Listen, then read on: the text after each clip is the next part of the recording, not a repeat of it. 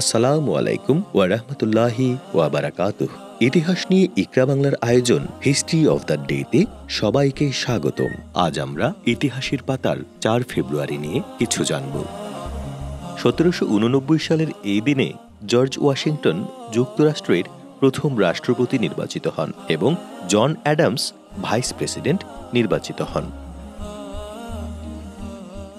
1792 সালের আজকের দিনে যুদ্ধে পরাজিত হওয়ার পর টিপু সুলতান অর্ধেক মহীশূর ইংরেজদের হাতে তুলে দিতে বাধ্য হয়েছিলেন। 1933 সালের আজকের দিনে জার্মান রাষ্ট্রপতি পল ফন হিন্ডেনবার্গ সংবাদ মাধ্যমের স্বাধীনতাকে সীমাবদ্ধ করেছিলেন। 1952 সালের আজকের দিনে রাষ্ট্রভাষা বাংলার দাবিতে সমগ্র পূর্ব পাকিস্তানের শিক্ষা প্রতিষ্ঠানসমূহে ধর্মঘট হয়।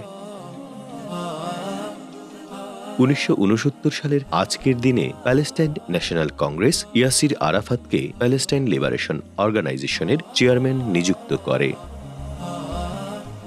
1974 সালের এই দিনে ফরাসি জাতীয় সম্মেলন দাসত্ব বিলুপ্তির ঘোষণা দেয়।